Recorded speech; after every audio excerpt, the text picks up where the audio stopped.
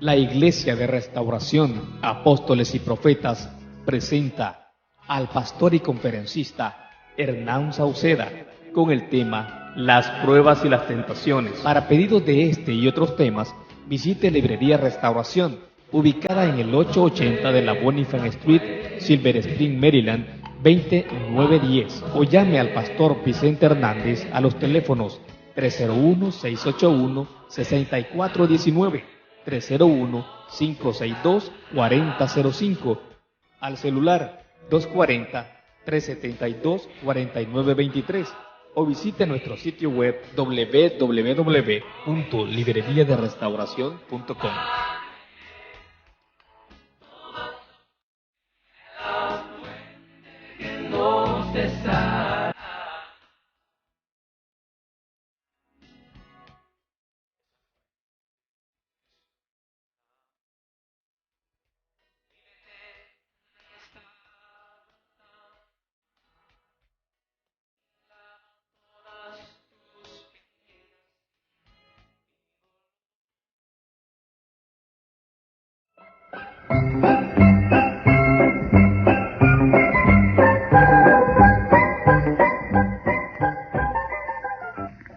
Para las personas que no conocen la palabra de Dios, la vida cristiana es solamente un pasatiempo.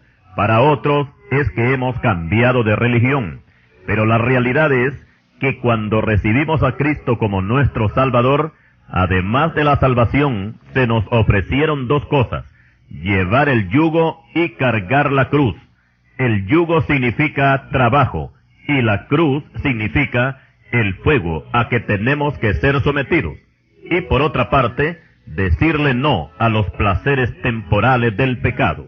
Hoy presentamos el tema, las pruebas y las tentaciones.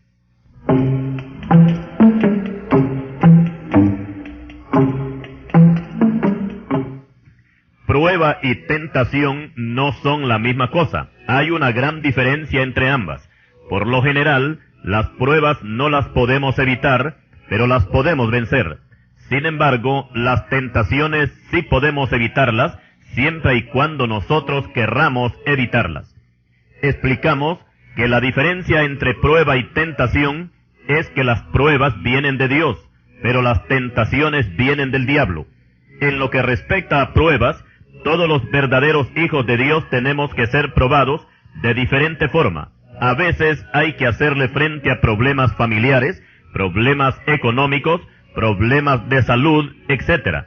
Dios permite las pruebas para moldear la vida de sus hijos, y no hay momento mejor para decir que amamos a Dios que cuando estamos venciendo una prueba. Recordemos el caso de Job.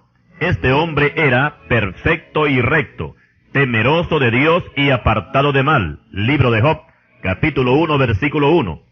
Además de eso, Job no solamente se preocupaba por mantener su vida limpia ante Dios, sino que además ofrecía sacrificios por los pecados que cometían sus hijos. Job capítulo 1 y versículo 5. Por otra parte, Job era un hombre muy rico. Dios le había bendecido en gran manera en bienes materiales, y en medio de esa abundancia, Job bendecía y alababa a Dios. Pero para Dios eso no era suficiente, porque cualquiera da gracias y alaba a Dios cuando todo va bien. Por eso había que probar a Job, y un día la prueba llegó. Y vamos a analizar la prueba de Job en 3 etapas. En la primera, Job sale victorioso, y es cuando Satanás le desbarata toda su hacienda y le mata sus hijos. Dijo Job: desnudo salí del vientre de mi madre, y desnudo volveré allá. Jehová dio y Jehová quitó. Sea el nombre de Jehová bendito. En todo esto no pecó Job ni atribuyó a Dios despropósito alguno. Job capítulo 1 versículos 21 y 22. Aprendamos algo aquí, y es que ni culpar al diablo por el problema que le ha venido, porque eso sería darle importancia a Satanás. Recordemos que este enemigo fue quien arruinó a Job, pero Job lo ignoró por completo, y sus cortas palabras son: Jehová dio y Jehová quitó, sea el nombre de Jehová bendito. La segunda parte de su prueba es cuando es herido con una sarna maligna. La esposa de Job no resistió este segundo golpe y reprendió duramente a su marido y le dijo: ¿aún retienes tu integridad? Esto quiere decir, después que Dios te dio todo y después te lo ha quitado, y aún con esa sarna maligna en tu cuerpo, ¿todavía te atreves a seguir siendo fiel a Dios? Mejor maldice a Dios y te mueres de una vez. En respuesta, Job la reprende y le dice: como suele hablar cualquiera de las mujeres fatuas, has hablado. ¿Qué? ¿Recibiremos de Dios el bien y el mal no lo recibiremos? Y en todo esto no pecó Job con sus labios. Libro de Job, capítulo 2, versículos 9 y 10. La tercera etapa de su prueba es cuando le visitan sus tres amigos. Estos, en vez de consolarlo y acompañarlo en su prueba, en vez de eso, lo acusan de pecador y le dicen en sus hermosos discursos que por causa de su pecado es que le ha venido ese gran mal. Y aunque ellos en sus poéticos discursos defiendan la causa de Dios, siempre están mal ante Dios, porque Dios jamás va a aceptar de una misma persona que alabe su nombre y al mismo tiempo condene a un justo. Hoy son muchas las personas que tienen en alta estima a Dios, pero aborrecen a los evangélicos, principalmente a los pastores, y se irritan mucho si se dan cuenta que los miembros pagan diezmos en la iglesia. Estas personas, en vez de agradar a Dios, lo que hacen es aumentar la ira de Dios sobre ellos. Recordemos el caso de Elifaz, Bildad y Zofar. Ellos hablaron maravillas de Dios, pero como acusaron a Job, al final Jehová le dice a Elifaz: mi ira se ha encendido contra ti y tus dos compañeros, porque no habéis hablado de mí lo recto como mi siervo Job. Luego Jehová los manda que ofrezcan sacrificios y que le pidan a Job que ore por ellos para que Dios le suspenda la sentencia. Y dice la Escritura que Jehová aceptó la oración de Job en favor de sus tres amigos. Libro de Job, capítulo 42, versículos 7 al 9. Recordemos que las pruebas son parte de nuestra vida cristiana. Son nuestra escuela donde aprendemos a ser pacientes, aprendemos a apreciar lo que Dios nos ha dado y aprendemos lo que significa amar a Dios cuando las cosas nos van mal. Las pruebas implican sacrificio y hay que aceptarlas con gozo aunque la carne reviente, porque si somos sinceros y honestos, tenemos que reconocer que a ninguno de nosotros nos gustan las pruebas, pero Dios las considera necesarias porque si no, no aprendemos. Y al mismo tiempo las pruebas nos ayudan a fortalecernos espiritualmente, tal como sucede con el suero que le inyectan al enfermo. El suero es una gran ayuda, pero para que el enfermo lo reciba, primero tiene que soportar el pinchazo de la aguja en su piel. Y ahora mencionaremos lo máximo de lo que es una prueba, y la tenemos en nuestro Señor Jesucristo, quien tuvo que soportar lo que ninguna mente humana puede describir, y jamás vamos a pensar que al Señor Jesucristo le gustaba sufrir, cuando Él en varias ocasiones anunció el martirio a que tenía que ser sometido, culminando con su muerte en la cruz. Nunca dijo que le gustaba eso, sino que lo consideraba necesario. Mateo capítulo 16, versículo 21, Marcos 8, 31. El Señor padeció la prueba más dura porque tuvo que cargar con el pecado de todo el mundo. Y aquí es donde vemos el gran amor de Dios, porque el Señor no tenía necesidad de sufrir, pero lo hizo por dos razones. Primero, para limpiar nuestros pecados por medio de su sangre preciosa derramada, y segundo, para darnos un ejemplo, que las pruebas, por muy duras que sean, siempre se pueden vencer, así como Él venció, o como nos dice Él mismo en la Escritura: estas cosas os he hablado, para que en mí tengáis paz. En el mundo tendréis aflicción, pero confiad, yo he vencido al mundo. Juan capítulo 16, versículo 33. Esto quiere decir que Él venció todas las pruebas.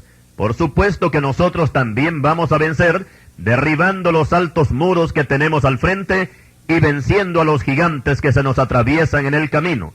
Recordemos algo bien importante, y es que si estamos atravesando por una prueba y empleamos la fuerza de la carne, o se emplean palabras o frases no adecuadas para un cristiano, con tal de salir del problema, y si además hay protestas hacia Dios por lo que nos está pasando, pueda que el problema pase, pero la prueba no fue vencida, porque la palabra de Dios dice que no es con espada ni con fuerza, sino con mi espíritu, ha dicho Jehová de los ejércitos. Zacarías capítulo 4, versículo 6.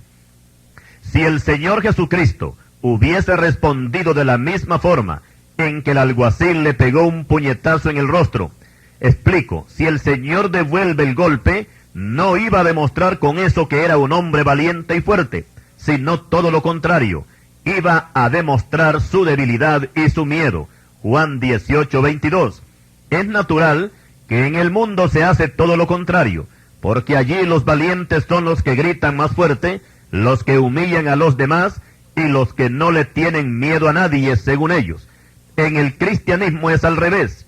Aquí los valientes son los que en primer lugar dan un paso al frente cuando Cristo los llama para salvarlos, y también saben soportar los golpes cuando el enemigo golpea, y tienen la capacidad de amar aún a aquellos que los aborrecen. Esta clase de valientes son los que arrebatan el reino de los cielos. Mateo capítulo 11, versículo 12. También vamos a incluir aquí la gran prueba de Moisés, que tuvo que soportar en el desierto, comenzando con los encuentros que tuvo en Egipto con Faraón, ya que enfrentarse a este hombre era como enfrentarse al diablo. Era una prueba dura para Moisés, pero venció al final, porque Dios era con él, y Faraón tuvo que soltar la presa. Pero explicamos que aquí no terminaba el asunto, sino que comenzaba, pues en el desierto se agudizó la crisis, pues el pueblo que no era espiritual sino carnal, se rebeló contra Moisés, al grado que hasta quisieron quitarlo como líder, pero Dios lo defendió y la tierra tragó a los rebeldes. Libro de Números, capítulo 16, versículos 1 en adelante. La paciencia de Moisés se deja ver que cuando el pueblo lo acosaba, él no discutía con ellos, sino que se postraba con el rostro en el polvo de la tierra para pedir la dirección y la ayuda de Dios. Imaginemos el caso, que si pastorear un grupo de ovejas en este tiempo, que forman una iglesia, no es tarea fácil para un pastor, ¿qué podemos decir de Moisés, que le tocó pastorear a más de 1 millón de rebeldes en el desierto? Ahora, que cuando entendemos bien los planes de Dios, vamos a reconocer que Dios peleará por nosotros y nosotros estaremos tranquilos. Nos dice el libro de Éxodo capítulo 14 y versículo 14. Todos los que nos consideramos hijos de Dios y que hemos recibido a Cristo como nuestro Salvador y Señor, sabemos que las pruebas nunca se vencen con la fuerza de la carne, sino con mi espíritu, ha dicho Jehová de los ejércitos. Zacarías 4:6. Y es que la Biblia nos dice que no tenemos lucha contra sangre y carne, sino contra principados, contra potestades, contra los gobernadores de las tinieblas de este siglo, contra huestes espirituales de maldad en las regiones celestes. Efesios 6:12. Por lo tanto, nuestras armas de pelea no son carnales, sino poderosas en Dios para la destrucción de fortalezas. Segunda epístola a los Corintios, capítulo 10, versículo 4. Las fortalezas de Satanás solamente pueden ser derribadas con la fuerza del Espíritu de Dios operando en nosotros.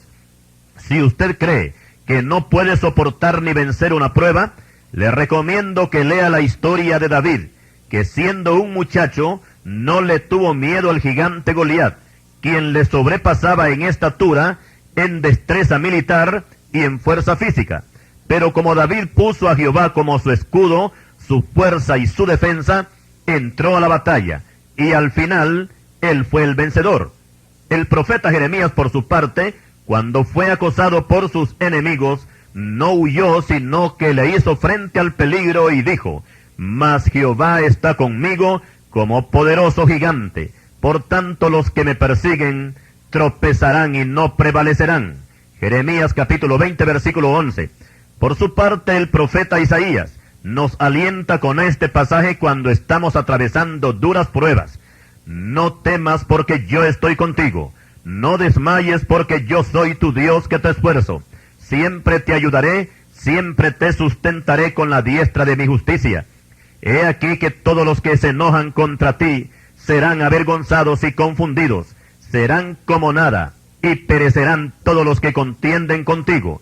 Buscarás a los que tienen contienda contigo, y no los hallarás. Serán como nada, y como cosa que no es, aquellos que te hacen la guerra.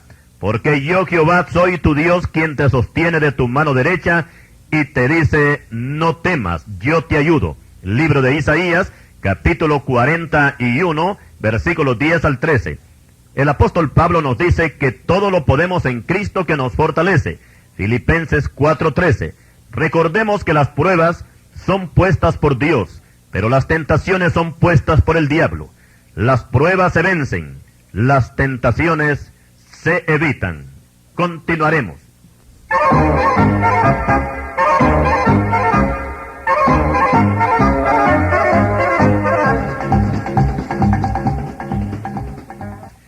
Cuando hablamos de pruebas y tentaciones, vamos a incluir aquí el caso de José, el hijo de Jacob, y sus experiencias que tuvo con sus 11 hermanos, y que mucho nos van a ayudar para establecer la diferencia entre una prueba y una tentación. José, siendo uno de los hijos menores de Jacob, se caracterizó por ser el ejemplo de la obediencia, de la rectitud, temeroso de Dios y aborrecedor de las obras injustas de sus hermanos mayores. Por supuesto que este buen comportamiento le iba a traer una gran prueba que al final se iba a convertir en una pesadilla, pero a pesar de su corta edad de 17 años, se dispone a pasar la dura experiencia, comenzando con los sueños que Dios le daba, y que eran rechazados por sus hermanos cuando él se los contaba, porque los sueños proféticos de José revelaban claramente que los justos siempre serán recompensados, y por otra parte se nos enseña que los malos siempre terminarán humillándose delante de los buenos. Y por causa de esos sueños, José se ganó de parte de sus hermanos el despreciable título de El Soñador. Génesis 37:19. La Biblia dice que sus hermanos le tenían envidia, y esto era motivo de preocupación para el anciano Jacob. Génesis 37:11. Bíblicamente y por regla general, los envidiosos siempre se van a sentir incómodos en medio de personas que poseen cualidades y virtudes. Tal fue el caso de nuestro Señor Jesucristo con los sacerdotes, ancianos y fariseos, que todo el veneno que le lanzaron fue porque ellos no tenían lo que Cristo tenía, y aún Poncio Pilato reconoció que toda esa gente religiosa, por envidia, se lo habían entregado para que decretara su muerte en la cruz. Mateo 27, versículo 18. El evangelista Marcos nos dice que Pilato conocía que por envidia le habían entregado los principales sacerdotes. Marcos 15:10. El caso del profeta Daniel no lo es menos. Cuando los sátrapas quisieron acusarlo y no hallaron ninguna falta en él. ¿Y cuál era la causa por la cual querían deshacerse de Daniel? Porque Daniel era superior a los sátrapas y gobernadores, y el espíritu que Dios le había puesto, ellos no lo tenían, y terminaron acusándolo que él era fiel a Dios. Daniel capítulo 6, versículos 1 al 5. ¿Y qué diremos también de Coré, Datán y Abirán, que por envidia se lanzaron contra Moisés y Aarón, y la tierra se abrió y se los tragó, y vivos descendieron al infierno? Libro de Números, capítulo 16. Y también el Salmo 106, versículos 16 al 18. Y volviendo al caso de José, vemos que la envidia se apoderó de sus hermanos mayores, a tal grado que un día decidieron deshacerse de él, y la ocasión llegó cuando José los visitaba en el campo, y cuando lo vieron de lejos, antes que llegara cerca de ellos, conspiraron contra él para matarle. Génesis 37:18. Allí la prueba se agudizó para José, ya que lo tomaron con violencia con el fin de matarlo. Pero Dios extendió su mano por medio de Rubén, que era el hermano mayor, y éste evitó su muerte, convenciéndolos a sus hermanos que no derramaran sangre inocente. Génesis 37, versículos 21 y 22. Todo esto lo hacían para que no se cumplieran los sueños donde ellos aparecían implicados, y que llegaría un día cuando ellos tendrían que postrarse delante de José. Pero cuando Dios lo libró de la muerte por medio de Rubén, ellos se conformaron con echarlo a una cisterna que estaba seca, no tenía agua. Podemos imaginarnos el sufrimiento moral de José, de ser tratado de esa forma por sus propios hermanos. Si se tratara de enemigos fuera de su casa, la pena moral podía ser menos, tal como posteriormente se lamentaría el rey David de la forma como actuaron sus propios hijos, principalmente su hijo Absalón, que le hizo la guerra. Oigamos las palabras de David con respecto a su hijo Absalón: porque no me afrentó un enemigo, lo cual habría soportado, ni se alzó contra mí el que me aborrecía, porque me hubiera ocultado de él, sino tú, hombre, al parecer, íntimo mío, mi guía y mi familiar. Salmo 55, versículos 12 y 13. La Biblia dice: no creáis en amigo, ni confiéis en príncipe, de la que duerme a tu lado, cuídate, no abras tu boca, porque el hijo deshonra al padre, la hija se levanta contra la madre, la nuera contra su suegra, y los enemigos del hombre son los de su casa. Libro de Miqueas, capítulo 7, versículos 5 y 6. Tal vez las palabras del rey David podrían haber sido las mismas de José con respecto a sus hermanos, pero la prueba no terminaba con que Rubén lo haya librado de la muerte, porque luego sus hermanos lo venden como esclavo por 20 piezas de plata a unos mercaderes ismaelitas, y estos a su vez hicieron su propio negocio al revender a José, el cual fue comprado por un alto oficial egipcio llamado Potifar. Génesis 39, versículo 1. Desde todo punto de vista se puede apreciar que el dinero, o sea las 20 piezas de plata, no era el punto clave del asunto. Lo que interesaba era deshacerse de José. Caso igual sucedió con nuestro Señor Jesucristo, cuando Judas lo vendió a los sacerdotes por 30 piezas de plata. El negocio consistía en deshacerse de Cristo a cualquier precio. Recordemos que el dinero Judas lo regresó, y los sacerdotes lo recogieron, pero no se quedaron con él, sino que compraron un cementerio. Mateo 27, versículos 3 al 7. En el caso de José podemos analizar su prueba, no solamente en la parte física, sino también en la parte moral. No importa que gozara de privilegios en la casa de Potifar, pues él tenía que pensar en su padre Jacob, pues el anciano no sabía ni siquiera si su hijo estaba vivo o podría estar muerto, y hasta pudo haber perdido la esperanza de volverlo a ver. Y lo mismo pudo haber pensado José de su padre, y ahí encontramos pues prácticamente una prueba muy dura para José. Las pruebas, por supuesto, que nadie las desea, pero se consideran como necesarias para poder valorar la vida y al mismo tiempo conocer nuestra debilidad y podamos confiar en Dios. A través de la historia muchos siervos de Dios han afrontado pruebas muy duras, pero han triunfado sobre ellas, porque la promesa bíblica es que muchas son las aflicciones del justo, pero de todas ellas le librará Jehová. Salmo 34, 19. En Romanos 8, 28 encontramos que a los que aman a Dios todas las cosas les ayudan a bien, esto es, a los que conforme a su propósito son llamados. Cuando la Biblia nos dice que todas las cosas nos ayudan a bien, no quiere decir esto que todas las cosas nos van a salir bien, o sea, como nosotros queremos. Recordemos que muchas victorias cristianas se han conquistado ofrendando la vida y recibiendo la muerte, como sucedió con los mártires de la iglesia primitiva, comenzando con el diácono Esteban, que ganó una gran victoria, pero tuvo que morir apedreado. Hechos capítulo 7, versículos 59 y 60. Lo mismo sucedió con Jacobo, el hermano de Juan, que Herodes lo mandó matar a espada. Hechos capítulo 12, versículos 1 y 2. ¿Y qué diremos de los demás? Para el caso, la historia nos informa que el apóstol Pedro fue crucificado, Andrés su hermano fue crucificado, Mateo fue muerto a espada, Santiago hijo de Alfeo fue crucificado, Felipe fue crucificado, Simón fue crucificado, Tadeo fue traspasado por flechas, Tomás, que al principio no creyó a la resurrección del Señor, fue traspasado con una lanza, Natanael, que es el mismo Bartolomé, fue crucificado, Santiago, el hermano del Señor, y que tiene una epístola en el Nuevo Testamento, este murió apedreado. Simón, también hijo de José y María, fue ejecutado en el año 107, por orden del emperador romano Adriano. El único de los apóstoles que según parece murió de muerte natural, o sea de viejo, fue el apóstol Juan, ya que sus últimos días los pasó en Éfeso, aunque no por eso no dejó de pasar duras pruebas, incluyendo el destierro a que fue sometido a la inhóspita isla de Patmos por orden del emperador Domiciano.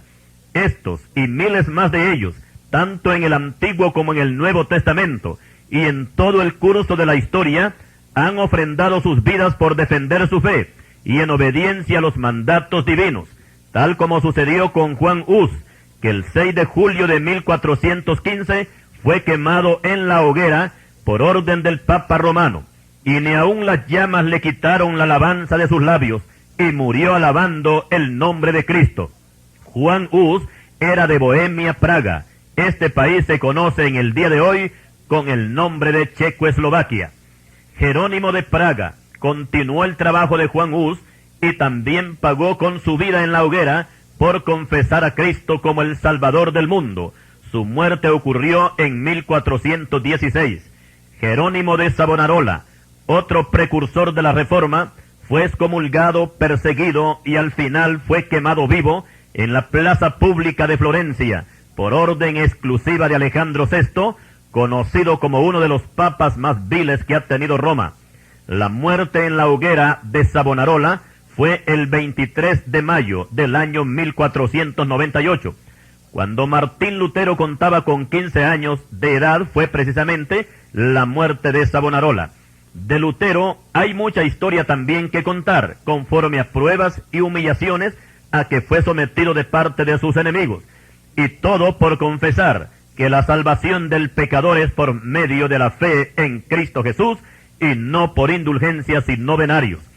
Una de sus últimas palabras de Lutero para los cristianos fueron estas: estad prevenidos y preparados a cada hora contra el diablo, que aspira siempre a apagar la luz. Por tanto, pedid que el Señor venga en vuestra ayuda, ya que también Él ha prometido estar con vosotros todos los días hasta el fin del mundo. Estas palabras las pronunció Martín Lutero el 18 de febrero de 1546, unos minutos antes de morir. El reformador suizo Zwinglio, que proclamó también la verdad del Evangelio, también pagó con su vida y fue muerto por una turba católica en 1531. Después de Zwinglio apareció el francés Juan Calvino, quien también pasó por duras pruebas, ya que los enemigos del Evangelio le hicieron guerra, pero él siguió adelante. Otro gran varón de Dios fue el inglés William Tyndale, que al igual que Lutero, que tradujo la Biblia al idioma alemán, Tyndale tradujo la Biblia al idioma inglés, pero este trabajo lo tuvo que hacer en Alemania, porque en Inglaterra, que era su patria, era perseguido sin descanso, y gran parte de los ejemplares de la palabra de Dios, que fueron traducidos por este varón de Dios y distribuidos en Inglaterra, fueron decomisados por el obispo católico y quemados en la plaza pública. Aunque explicamos que William Tyndale solamente había traducido hasta el libro de Crónicas del Antiguo Testamento, porque la persecución contra los protestantes era espantosa en aquella época. Y por último, Tyndale fue apresado, y más tarde fue sentenciado a muerte, y tuvo la suerte de no ser quemado vivo, sino que murió estrangulado en la plaza pública. Después fue que quemaron su cadáver. Ser fiel a Cristo le costó a Tyndale pagar con su vida el 6 de octubre de 1536. Lo importante de las pruebas para el que en verdad ha entendido lo que es el Evangelio es que no lo desaniman las pruebas, sino que lo fortalecen. El apóstol Pablo nos dice que cuando los creyentes lo miraban atado con cadenas, en vez de renunciar al Evangelio, antes bien cobraban ánimo y se lanzaban también a la predicación, porque todo lo que a él le acontecía redundaba en el progreso del Evangelio. Dice Filipenses capítulo 1, versículos 12 al 14. Recordemos que en la vida cristiana, el no tener pruebas no debe de ser motivo de gozo, sino de preocupación. Pero cuando vengan las pruebas, no se preocupe, porque usted en Cristo será más que vencedor. Continuaremos. Estamos en el desarrollo del tema sobre las pruebas y las tentaciones. Anteriormente hemos expuesto las pruebas por las cuales todo cristiano debe de pasar. Ahora veamos qué es una tentación, y para lo cual vamos a tomar como ejemplo a José, el hijo de Jacob, al cual ya mencionamos anteriormente en el caso de las pruebas, que tuvo que pasar principalmente con sus hermanos. Ahora veamos qué sucede cuando se encuentra en la casa de Potifar. La Biblia dice que José era un muchacho que tenía muy buena presentación, de hermoso semblante y bella presencia. Génesis 39:6. Físicamente hablando, era un muchacho muy atractivo, al grado que la esposa de su amo se enamoró de él y buscaba la manera de atraerlo. Y podemos imaginarnos que la mujer de Potifar también era joven y atractiva, ya que las egipcias se han caracterizado de ser mujeres muy hermosas. Y ésta había puesto sus ojos en José, pero José no atendía sus ruegos. Y aquí podemos ver la fuerte lucha que sostenía este valiente siervo de Dios en medio de una tentación aparentemente sin salida. Y cuando ya no soportó las impertinencias de aquella mujer para que durmiera con ella, José se paró como todo un valiente y le dijo: «He aquí que mi señor no se preocupa conmigo de lo que hay en casa, y ha puesto en mi mano todo lo que tiene. No hay otro mayor que yo en esta casa, y ninguna cosa me ha reservado, sino a ti, por cuanto tú eres su mujer. ¿Cómo pues haría yo este grande mal y pecaría contra Dios?». Libro de Génesis 39, versículos 8 y 9. Pero la mujer no le dio importancia a las palabras de José, y la insistencia de ella se hizo más fuerte cada día. Y un día ella dejó las palabras y se fue a la acción, y lo agarró de su ropa y le dijo: «Duerme conmigo». Cualquier hombre que no tenga un amplio conocimiento de Dios podría desear que se le presentara una oportunidad como esta. Pero este no era el caso de José, que por su sangre corría más que todo el temor de Dios, y con los ojos de la fe se mantenía como viendo al invisible. Con la enseñanza del Nuevo Testamento diremos que el que tiene sus ojos puestos en Cristo, según Hebreos 12:2, los movimientos tentadores de la carne no lo harán caer jamás. Y volviendo a José, al verse atrapado por aquella mujer egipcia, no le quedó más remedio que zafarse y salir huyendo, dejando sus ropas en las manos de ella. Génesis 39, versículos 1 al 12. Dijimos anteriormente que las pruebas hay que vencerlas, pero las tentaciones hay que evitarlas.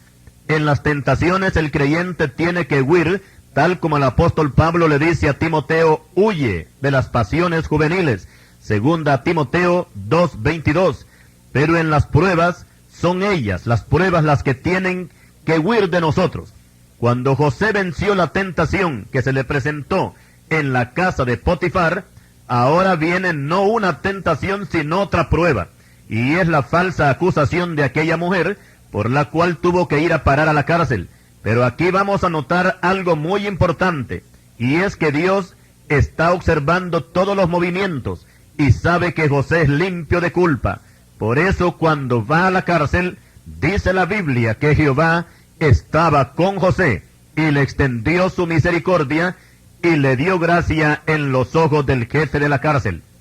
Y a continuación tenemos una lección muy importante, y es que José, a sabiendas de que él era inocente, no alegó nada en su defensa, ni acusó a la mujer de su amo como la causante de toda aquella situación, salvando de esta manera el honor y la reputación de la casa de Potifar.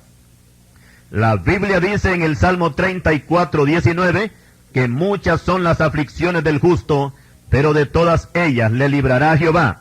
Y así como después de la tempestad viene la calma, así también después de la prueba viene la recompensa.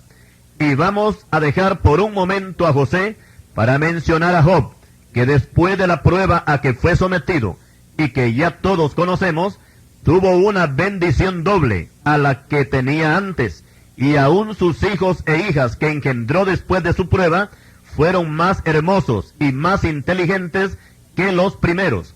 Y tratándose de sus 3 hijas, la Biblia dice que no había mujeres tan hermosas como las hijas de Job en toda la tierra. Libro de Job, capítulo 42, versículo 15. ¿Quién podría imaginarse al ver a Job con aquella sarna maligna y pestilente que después iba a tener una excelente producción? Dios honra a los que le honran. Y ahora volvemos con José en Egipto. ¿Quién podría imaginarse que al estar en la cárcel saldría de allí, pero no con una simple carta de libertad, sino a ocupar uno de los puestos más altos en el imperio egipcio? Es bueno explicar que la mujer de Potifar fue un instrumento de Satanás para que José fuera desprestigiado y fuera a parar a la cárcel. Pero Dios transformó toda esa maquinaria diabólica en una gran bendición, no solamente para José, sino también para Faraón y todo Egipto, lo mismo para su padre Jacob y sus 11 hijos, hermanos de Jacob, hermanos de José, que afrontaban los estragos del hambre en Canaán. Aquí cabe prácticamente en toda su plenitud el pasaje bíblico que todas las cosas ayudan a bien a todos aquellos que aman a Dios. Romanos 8:28. Y estos 2 hombres que hemos mencionado, Job y José, no nos puede quedar duda de que en verdad ellos amaban a Dios.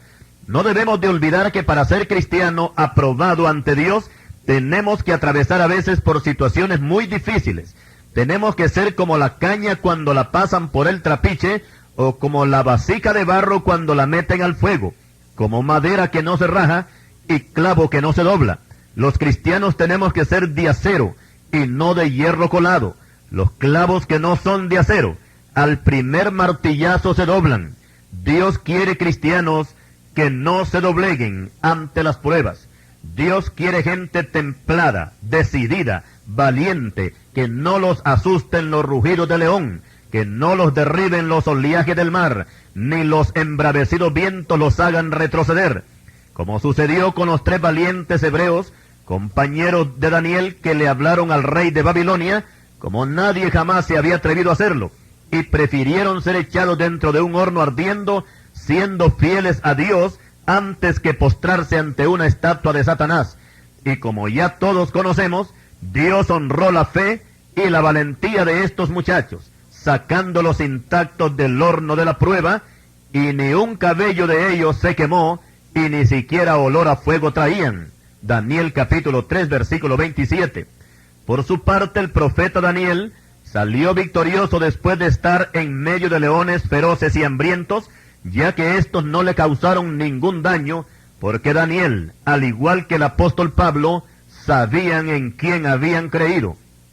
Y por supuesto, que todo aquel que se ha puesto al servicio de Dios para desempeñar un ministerio, tiene que ser una persona valiente, porque los cobardes no tienen cabida en el Evangelio, y Dios tampoco los necesita. Se pueden contar por centenares los que una vez fueron creyentes, pero desgraciadamente una tentación los hizo caer, o una prueba los hizo retroceder. Cristo dijo, no todos son capaces de recibir esto. Mateo 19:11. Y el Señor sigue diciendo, el justo vivirá por fe, y si retrocediere no agradará a mi alma. Pero nosotros no somos de los que retroceden para perdición, sino de los que tienen fe para preservación del alma. Libro de Hebreos capítulo 10 versículos 38 y 39.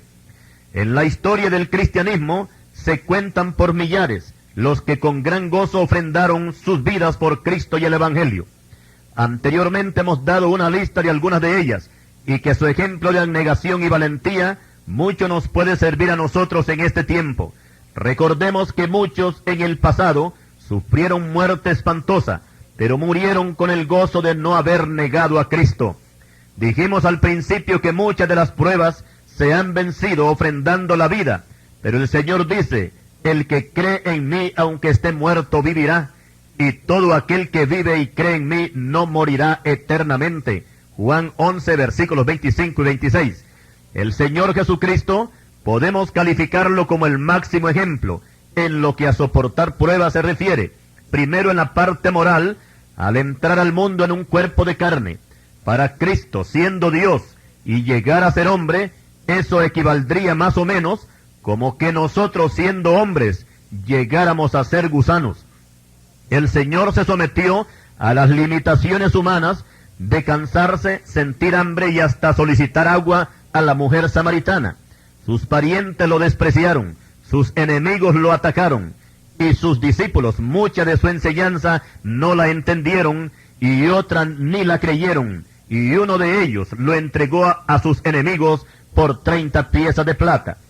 Físicamente el Señor pasó una dura prueba, ya que la fuerza invisible de los demonios, unida a la violencia humana, descargó toda su furia sobre el Señor con el fin de destrozarlo. Y el momento más duro que tuvo que enfrentar nuestro Señor Jesucristo fue cuando, estando en la cruz, el Padre lo abandonó. Mateo 27:46. El hecho de que el Señor cargara con nuestros pecados en la cruz, eso quería decir que Él se hacía maldición por nosotros. Libro de Gálatas capítulo 3, versículo 13. Y el Padre tenía que abandonarlo en ese momento, porque Cristo iba a ser sometido a un juicio divino. O sea que el Padre lo iba a enjuiciar en la cruz, porque Él cargaba con los pecados del mundo. El Padre era quien ponía nuestros pecados en su Hijo, y para que la ira del Padre no se descargara sobre nosotros, la descargó sobre su Hijo. O como lo dice más claro el profeta Isaías, y citamos: todos nosotros nos descarríamos como ovejas, cada cual se apartó por su camino, mas Jehová cargó en él el pecado de todos nosotros. Isaías capítulo 53, versículo 7. Esa fue la prueba más dura que tuvo que padecer nuestro Señor, la separación del Padre, aunque tenemos que admitir que esa separación solamente fue por un momento mientras duraba el juicio, porque al momento de morir en la cruz, sus últimas palabras fueron: Padre, en tus manos encomiendo mi espíritu. Y habiendo dicho esto, expiró. Lucas 23:46. El Señor sufrió al máximo, pero venció la prueba. Y nosotros también podemos ser más que vencedores si ponemos toda nuestra fe y nuestra confianza en el Señor. Todos los que hemos comenzado una nueva vida en Cristo, debemos de estar sabidos que en el mundo vamos a tener muchas aflicciones, tal como Lot las pasó en Sodoma. Segunda epístola de Pedro, capítulo 2 y versículo 7. Sí, la vida cristiana tiene dos ángulos paralelos, en la cual podemos ver nuestra situación. Desde el punto divino, nosotros somos las personas más felices del planeta, porque hemos recibido a Cristo y tenemos la salvación segura en Él. ¿Qué mejor felicidad que esta?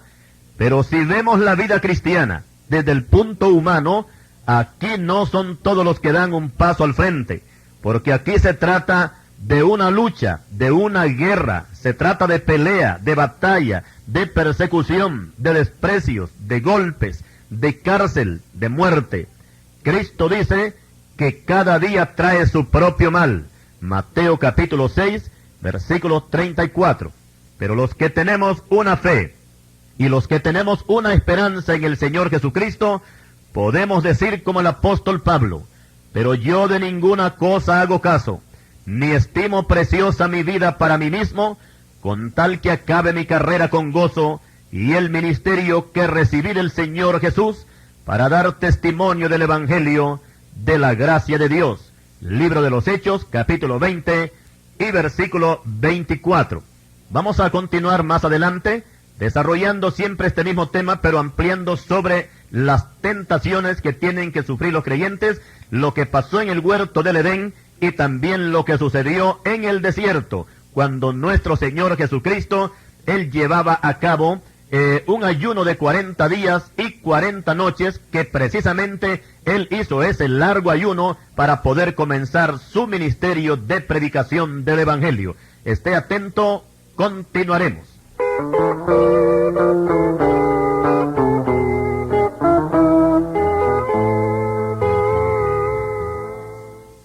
Estamos en el desarrollo del tema sobre las pruebas y las tentaciones. a las cuales todo cristiano tiene que enfrentarse para conocer si en verdad es un fiel siervo de Dios. Anteriormente hemos hablado que las pruebas vienen de Dios, pero las tentaciones vienen de Satanás. Ahora es bueno explicar que tanto las pruebas como las tentaciones son para los hijos de Dios, o sea, para los que hemos recibido a Cristo como nuestro gran Salvador. El mundo no tiene parte en este asunto, por la sencilla razón de que el mundo no está bajo la dirección de Dios, sino bajo la dirección del diablo. Eso lo dice la Biblia en 1 de Juan capítulo 5 y versículo 19. Y Cristo les llama hijos del diablo a todos aquellos que rechazan el Evangelio. Juan 8:44. Cuando una persona sin Cristo, o sea, un mundano, comete un delito, a veces sale a relucir esta frase: es que el diablo me tentó. Pero yo aclaro que el diablo no lo tentó, le ordenó, que eso es otra cosa.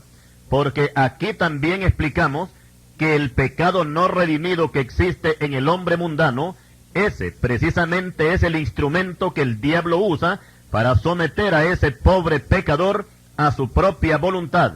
Y ahí es cuando el diablo le ordena al hombre a que haga algo, que después el hombre tiene que arrepentirse. Y algunos ni de eso tuvieron tiempo, porque se fueron al infierno. La Biblia dice que el que hace pecado, esclavo es del pecado.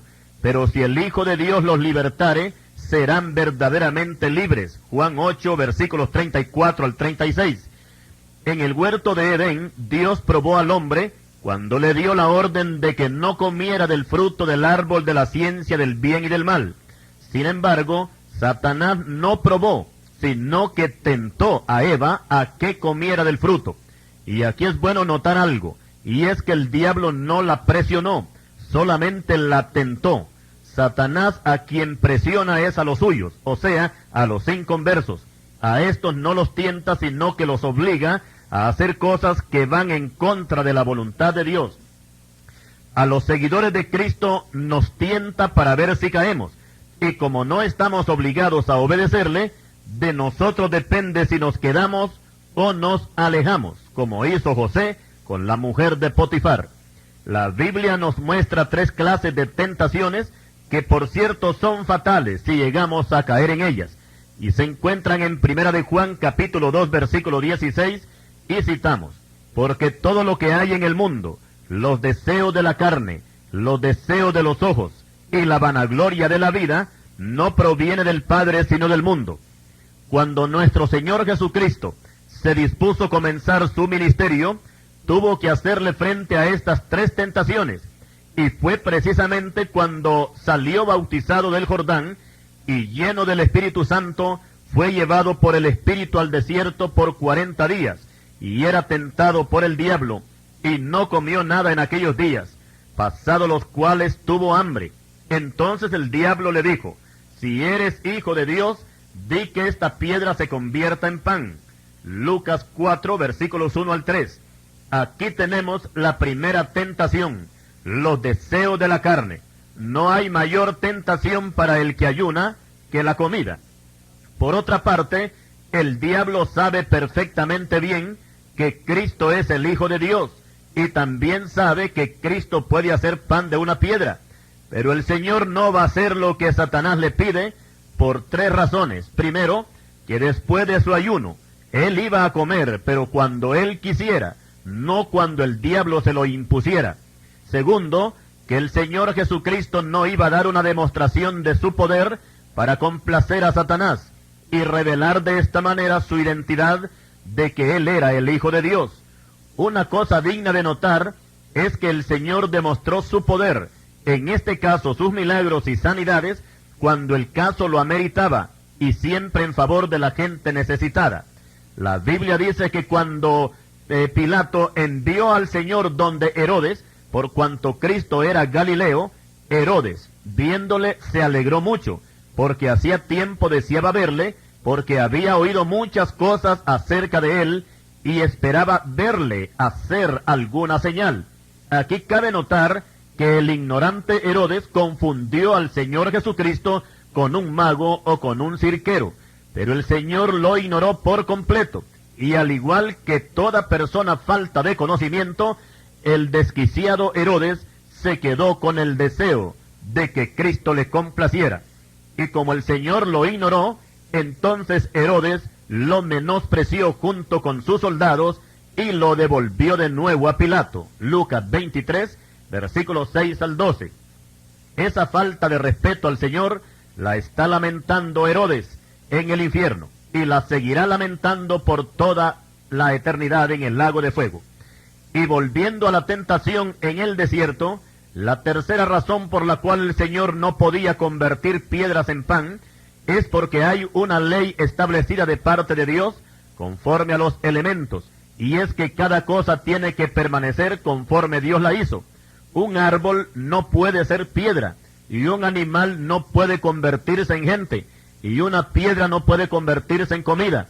Solamente la gente necia, engañada por el diablo, creen en la reencarnación, donde según ellos, después de muertos van a volver a la vida, convertidos en mariposas, o convertidos en una vaca, o transformados en una piedra.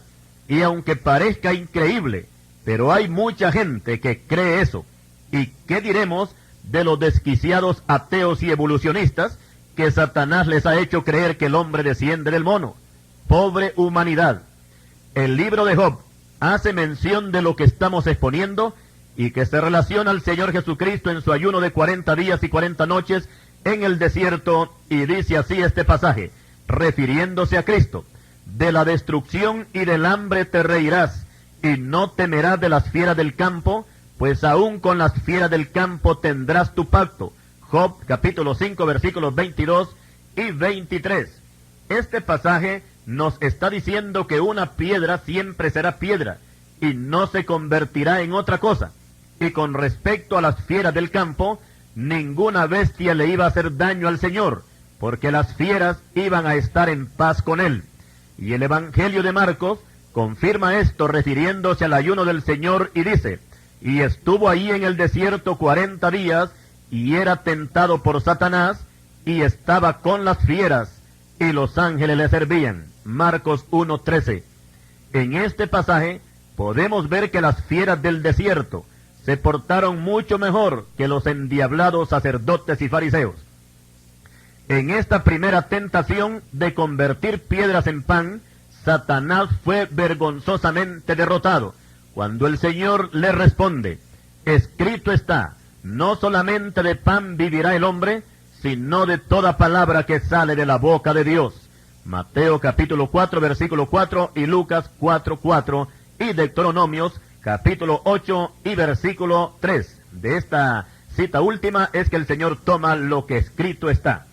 Pero como el diablo no se da por vencido tan fácilmente, comienza la segunda tentación.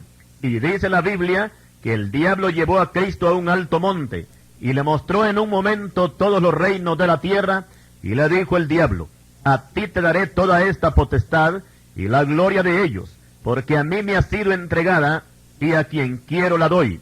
Si tú postrado me adorares, todos serán tuyos. Lucas capítulo 4 versículos 5 al 7. Pero el Señor le contestó, vete de mí, Satanás, porque escrito está, al Señor tu Dios adorarás, y a Él solo servirás. Lucas 4:8. El asunto aquí no se ve muy fácil, y cualquiera pudiera decir que el Señor para qué iba a querer los reinos del mundo. Pero recordemos que el Señor se encontraba en un cuerpo de carne, y aun cuando Él fuera Dios, y es que era Dios, nunca dejó de serlo, todas sus tentaciones fueron dirigidas no a su divinidad, sino a su carne. Y la tentación que le hace el diablo es como si la hiciera a uno de nosotros. Y en el caso del Señor, Él no echó mano de sus poderes divinos para poder vencer la tentación. Pues el apóstol Pablo nos dice, refiriéndose a Cristo, que siendo en forma de Dios, no estimó el ser igual a Dios como cosa a que aferrarse. Filipenses capítulo 2 versículo 6. Ahora notemos que la oferta es tentadora, y en este tiempo, por mucho menos que eso, son miles los que están postrados adorando al diablo, y al final ni siquiera van a tener lo que les prometió. Lo que sí van a tener es una condena perpetua en el lago de fuego.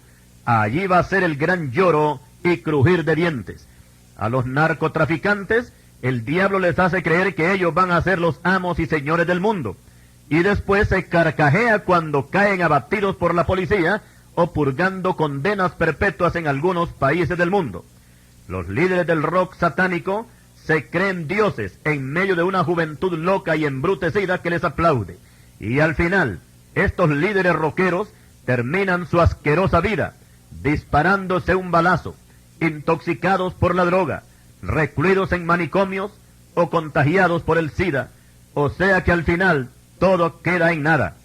Recordemos que el diablo no le ofreció a Cristo una parte de los reinos, sino todos los reinos del mundo, y solamente ponía una condición, que el Señor lo adorara.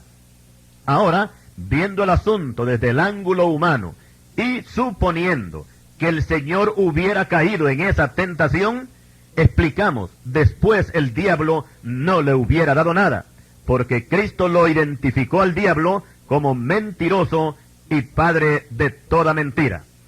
Seguidamente entramos a la tercera tentación.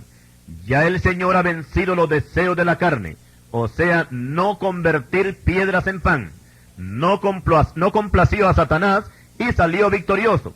Los deseos de los ojos fue cuando contempló los reinos del mundo, pero el Señor tampoco cayó en esta trampa y salió victorioso.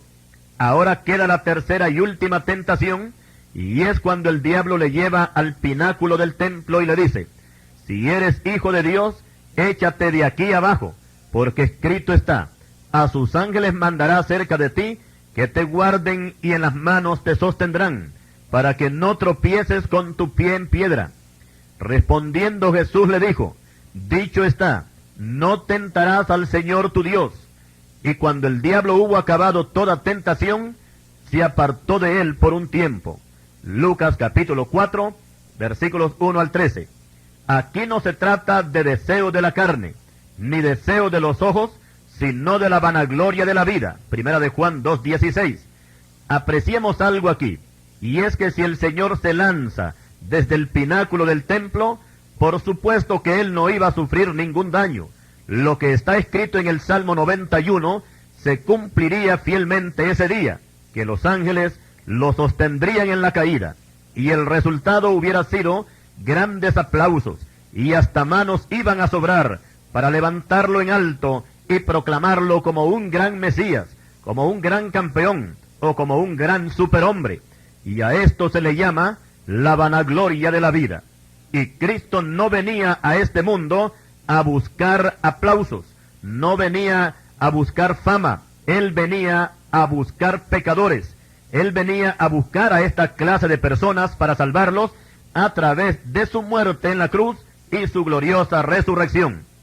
Recordemos que Eva cayó ante estas tres mismas tentaciones, según Génesis capítulo 3 y versículo 6. Pero alabado sea Dios, que nuestro Señor Jesucristo las venció a estas tres tentaciones. Y por supuesto que nosotros también podemos vencer si nos amparamos en el Señor. Las pruebas y las tentaciones no tendrán ningún poder sobre los hijos de Dios siempre y cuando nosotros confiemos en Él. Y hasta aquí llegamos con este interesante tema sobre las pruebas y las tentaciones.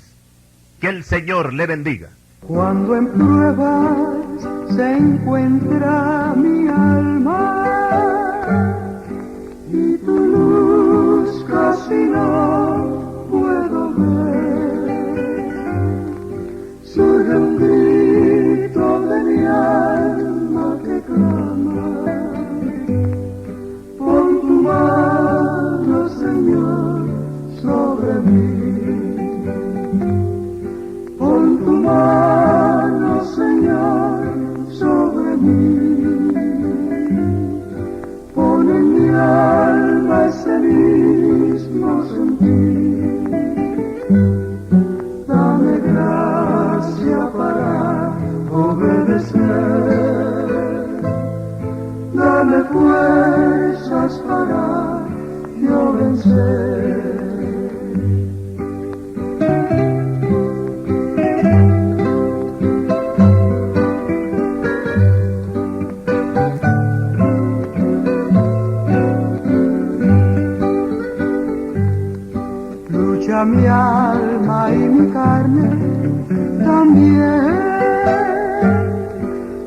sentir tu llamado en mí.